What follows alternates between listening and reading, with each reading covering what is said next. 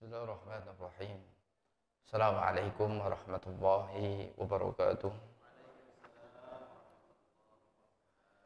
Alhamdulillah. Alhamdulillah rabbil alamin. Wassalatu wassalamu ala sayyidina Muhammadin wa ala alihi wa ashabihi ajma'in. Amma ba'du. Allahumma fahimna asrarul Qur'an. Waffiqna li khidmatihi في كل زمان وآن سبحانك لا علم لنا إلا ما علمتنا إنك أنت العليم الحكيم. Bapak Ibu jamaah salat subuh yang mudah-mudahan kita semuanya dirahmati oleh Allah Subhanahu wa taala. Amin. Ya rabbal alamin. Bapak Ibu sekalian, pagi hari ini dalam kajian tafsir Al-Qur'an insyaallah kita akan membahas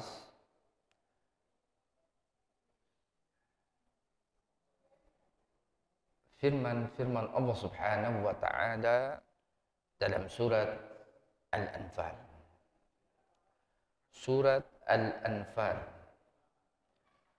Surat Al-Anfal surat yang ada di juz 9. Surat Al-Anfal ini Bapak Ibu sekalian dalam urutan Mushaf Al-Quran ini surat yang ke-8. Surat Al-Fatihah, kemudian Al-Baqarah, Ali Imran, terus An-Nisa, setelah An-Nisa Al-Ma'idah, kemudian Al-An'am, Al-A'raf, Al-Anfal. Nah, ini surat Al-Anfal, surat yang secara urutannya ini urutan yang ke-8. Ya. Kita akan membahas dari awal ayat dalam surat Al-Anfal ini. Kata Al-Anfal, Bapak Ibu sekalian, secara bahasa itu berarti harta rampasan. Jadi kalau kita berbicara tentang harta rampasan, dalam Islam itu ada harta rampasan yang didapatkan ya, karena peperangan. Nah, itu yang dinamakan dengan Al-Anfal. Terjadi peperangan, kemudian ada harta rampasan yang didapat oleh kaum muslimin setelah peperangan itu, dan terjadi memang peperangan.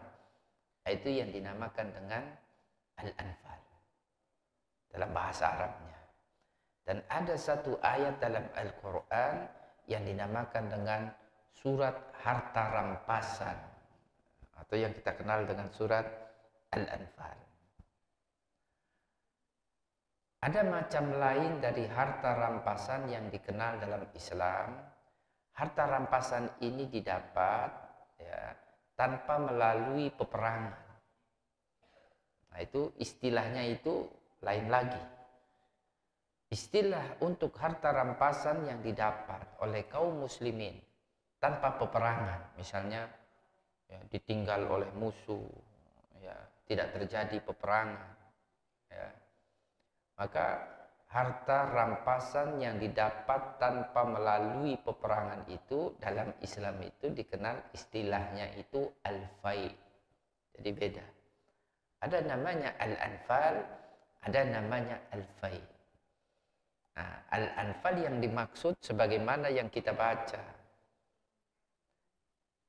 Penyebutan kata al-anfal di awal ayat dalam surat Al-Anfal ini.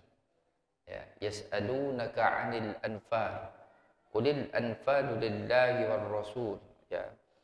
Ini Al-Anfal yang dimaksud adalah harta rampasan yang didapat oleh kaum muslimin ya setelah terjadi peperangan. Kalau ayat Al-Quran itu membahas tentang Al-Anfal, maka bisa dipastikan bahwasannya ini ayat diturunkan oleh malaikat Jibril kepada Nabi Muhammad sallallahu alaihi wasallam itu setelah Nabi Muhammad berhijrah dari kota Mekah ke kota Madinah. Saat Nabi Muhammad sallallahu alaihi wasallam berada di kota Mekah pada 13 tahun pertama dari kenabiannya, itu tidak ada itu terjadi yang namanya peperangan. Ya, Bapak Ibu sekalian, kan harta rampasan kan didapat setelah adanya peperangan. Ya, 13 tahun pertama dari kenabian Nabi Muhammad sallallahu alaihi wasallam itu tidak terjadi itu peperangan. Karena pengikut Nabi Muhammad sallallahu alaihi wasallam masih sedikit. Ya. Sering sekali Nabi Muhammad sallallahu alaihi wasallam dan para sahabat itu diintimidasi, dilecehkan, tetapi karena belum ada kekuatan yang dimiliki oleh Nabi Muhammad sallallahu alaihi wasallam dan para sahabatnya untuk melawan, menghadapi intimidasi, pelecehan ini, makanya yang bisa dilakukan oleh Nabi Muhammad dan para sahabatnya itu apa? Bersabar. Ya, Bapak Ibu sekalian, meminta pertolongan kepada Allah Subhanahu wa taala sampai akhirnya ya, karena mereka sudah mereka sudah bertubi-tubi mendapatkan penolakan, intimidasi, pelecehan, dan memang sudah tidak kondusif lagi bagi Nabi Muhammad SAW untuk berdakwah di kota Mekah. Dan sepertinya penduduk kota Mekah memang sudah tidak bisa lagi diharapkan keimanan dari mereka. Nabi Muhammad SAW diperintahkan oleh Allah Subhanahu wa taala untuk berhijrah keluar dari kota Mekah ke kota Madinah. Awal peperangan yang terjadi antara kaum muslimin dan kaum musyrikin itu paling tidak bisa kita baca. Itu terjadi peperangan itu di tahun kedua dari hijrahnya Nabi Muhammad sallallahu alaihi wasallam. 2 tahun setelah Nabi Muhammad sallallahu alaihi wasallam berhijrah. 2 tahun setelah Nabi Muhammad sallallahu alaihi wasallam dan para sahabatnya dibantu oleh para penduduk Madinah atau yang kita kenal dengan kaum Ansar. Setelah 2 tahun Nabi Muhammad sallallahu alaihi wasallam tinggal di kota Madinah, baru peperangan pertama itu terjadi antara kaum muslimin dan kaum musyrikin, atau yang kita kenal dengan perang Badar. Nah, itu perang Badar itu Bapak Ibu sekalian, peperangan pertama yang terjadi antara kaum muslimin dan kaum musyrikin.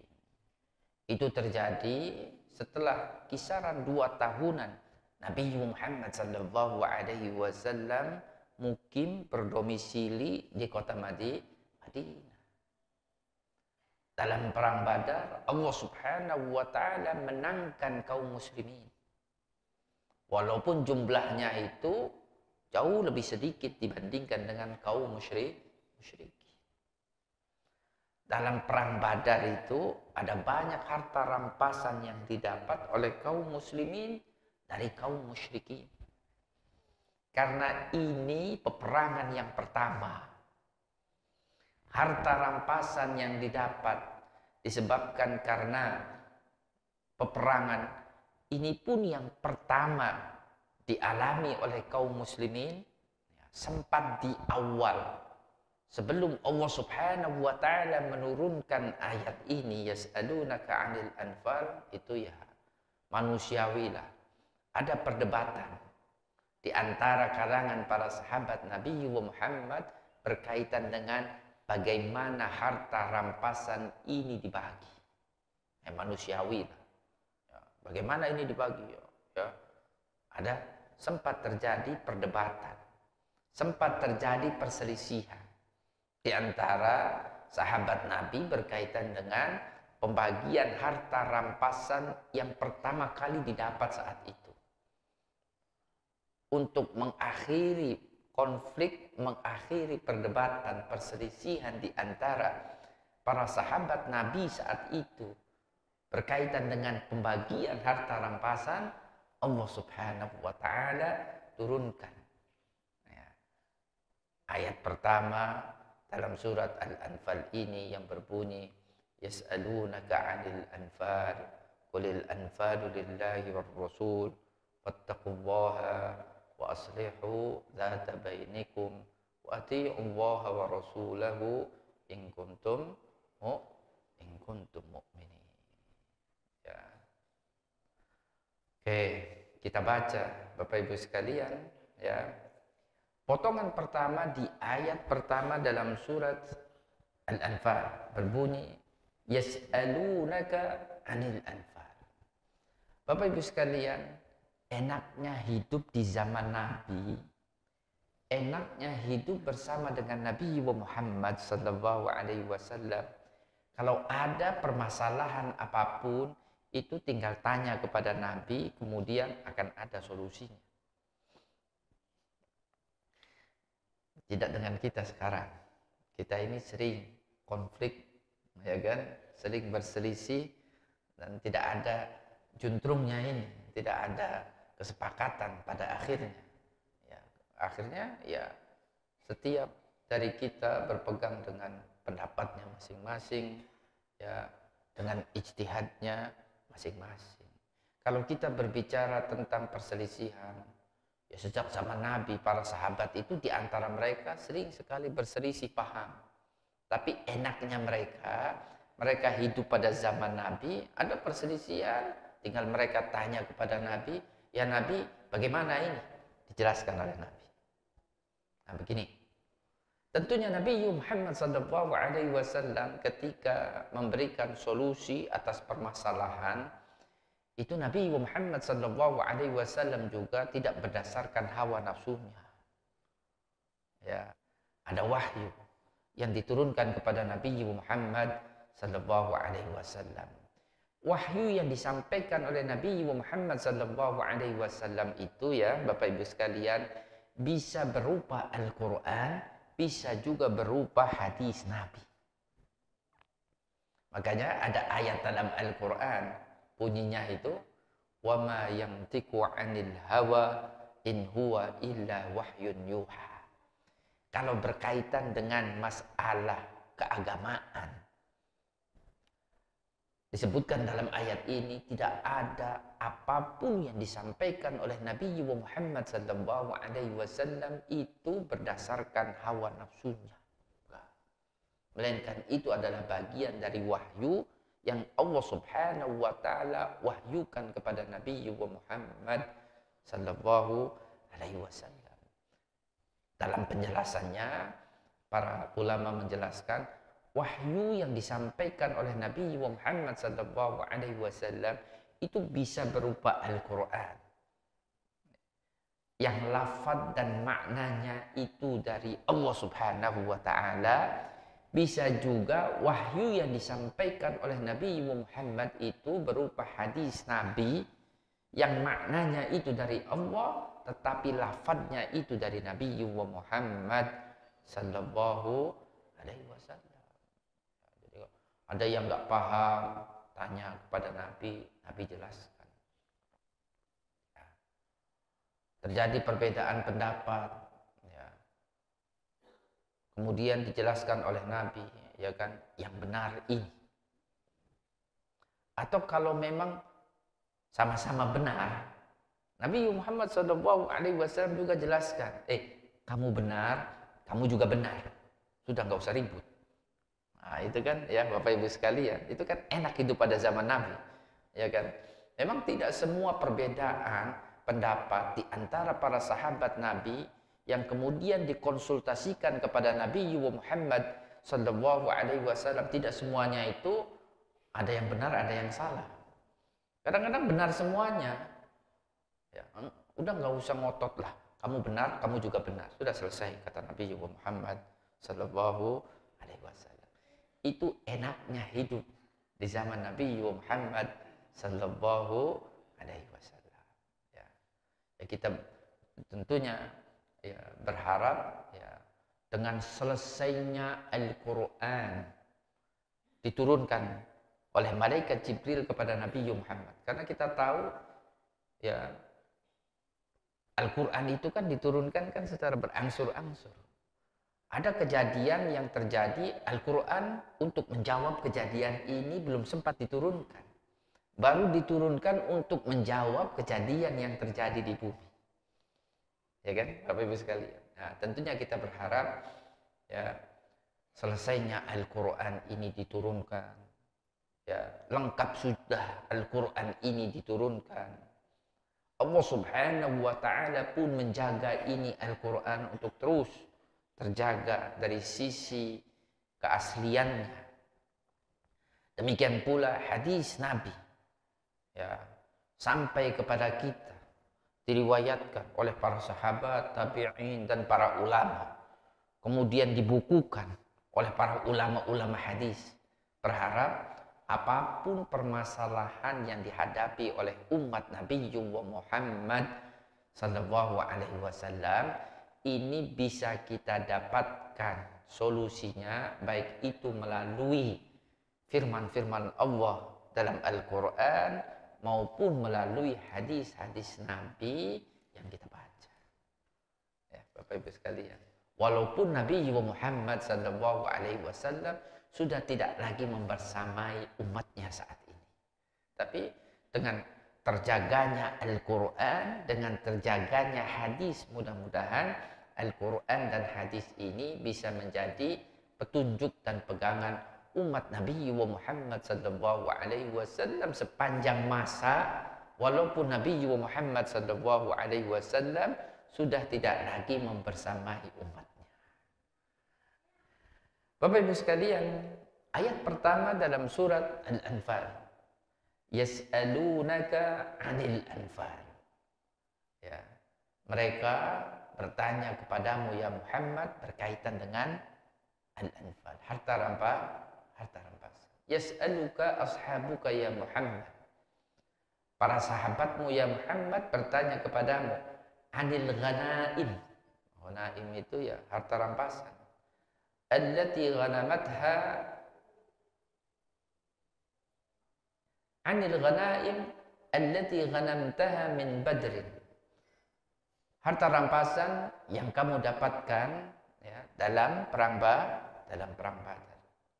Liman hiya? Untuk siapa ini harta rampasan? Wa kaifa tuqassam? Bagaimana harta rampasan ini dibagi? Kan memang ini kasus pertama terjadi. Sebelumnya belum pernah ada harta rampasan yang didapat oleh kaum muslim. Ya. Qulil anfalu lillahi war rasul. Katakan ya Muhammad, ini harta rampasan itu milik Allah. Harta rampasan ini milik Rasulnya. Apa maksud dari ayat ini bahwasanya harta rampasan itu milik Allah? Harta rampasan itu milik Rasulnya. Ya, maksudnya itu, qul lahum, katakan ya Muhammad kepada mereka, al-hukmu fiha lillahi war rasul. Jadi keputusan berkaitan dengan pembagian harta rampasan itu diserahkan kepada Allah, diserahkan kepada Rasulnya. Biar nggak ribut, nggak usah juga voting, ya kan, musyawarah di antara kalian. Ini berapa nih jatahnya nih? Nah ya, si fulan, oh karena dia ada di posisi pasukan paling depan, maka dia dapat lebih banyak. Karena dia berpotensi untuk mati terbunuhnya itu lebih besar. Ya kan? Ini posisinya ada di belakang, maka jatahnya itu lebih sedikit. Nah, risiko tinggi, ini risiko rendah. Ya kan, jadi apakah seperti itu? Tentunya tidak. Ya, sama saja, baik itu orang yang pada posisi di barisan depan atau barisan belakang dalam sebuah pasukan itu sama saja, sama pentingnya. Bapak Ibu sekalian. Ya. Kalau barisan belakangnya itu dia meninggalkan tempat seperti yang terjadi pada perang Uhud. Barisan belakang para pemanah itu ya mereka ya tidak komitmen untuk menjaga ya, bukit di mana mereka diperintahkan sebelumnya oleh Rasulullah untuk tidak meninggalkan bukit itu kecuali atas instruksi, atas perintah Rasul. Tetapi mereka ya, meninggalkan tempat itu. Apa yang terjadi? Musuh mengambil posisi barisan belakang itu. Apa yang terjadi kemudian? Banyak gugur berjatuhan dari kalangan kaum muslim. Jadi kalau kita berbicara ya depan, belakang dalam sebuah pasukan ya sama saja. Makanya kita baca itu Islam ketika membagi harta rampasan itu tidak membeda-bedakan antara pasukan depan dengan pasukan belakang. Semuanya itu merupakan satu kesatuan. Di sini, di ayat ini Allah katakan, Qulil anfalu lillahi war rasul. Maksudnya itu apa? Hukum atau keputusan berkaitan dengan pembagian harta rampasan ini diserahkan kepada Allah dan diserahkan kepada Rasulnya. La lakum, tidak diserahkan kepada kalian. Keputusannya, bukan harta rampasannya, Bapak Ibu sekalian. Ya. Kalau harta rampasan, Allah Subhanahu wa taala tentunya tidak butuh dengan harta rampasan itu. Emang Allah butuh harta rampasan? Ya kan? Ma uridu minhum min rizkin wa ma uridu ayyut'imun. Itu kalau kita baca ayat. Saya tidak butuh untuk dikasih rizki, kata Allah. Saya tidak butuh juga kalian untuk ngasih makan saya. Orang yang ngasih rizki kalian, yang ngasih makan kalian itu saya, kata Allah Subhanahu. Jadi kalau ada fenomena ya manusia ngasih makan, ngasih rezeki kepada Tuhan yang disembahnya, itu kalau dalam Islam itu ya tidak dibenarkan seperti itu. Ya kan? Allah Subhanahu wa taala dia zat yang memberikan rezeki, dia yang memberikan makan. Makanya dalam sebuah ayat Allah katakan, ma uridu minhum min rizkin wa ma uridu ayyut'imun. Tidak juga berarti Bapak Ibu sekalian ketika kita baca ayat ini, qulil anfalu lillahi war rasul, katakan ya Muhammad bahwasanya urusan harta rampasan itu diserahkan kepada Allah, diserahkan kepada Rasulnya, bukan berarti juga kemudian ada bagian banyak dari harta rampasan itu yang diperuntukkan untuk Rasul dan keluarganya. Mentang-mentang Rasul, dia sebagai Nabi, ya, Nabi dan tentunya pimpinan, ketua. Nah ini setengah dari harta rampasan, ini peruntukannya untukku dan untuk keluargaku. Kalau seperti itu, Bapak Ibu sekalian, ketentuannya itu bisa dipastikan Nabi Muhammad SAW dan keluarganya itu menjadi orang kaya, bahkan orang yang paling kaya. Ini perang Badar, ini perang yang pertama, dan banyak harta rampasan yang didapat oleh kaum muslimin. Setelahnya sejumlah peperangan terjadi dan sejumlah harta rampasan yang sangat banyak sekali itu didapat oleh kaum muslimin. Itu kalau peruntukannya itu untuk Rasulullah SAW, sebutlah dalam jumlah yang banyak, Bapak Ibu sekalian, Rasulullah ya bukan hanya kaya tetapi bisa menjadi orang yang paling kaya di antara para sahabat. Tetapi sejarah mencatat Rasulullah SAW sepanjang hidupnya itu hidup dalam kesederhanaan. Jadi tidak mumpung jadi pemimpin, kemudian istilahnya itu apa? Memperkaya diri.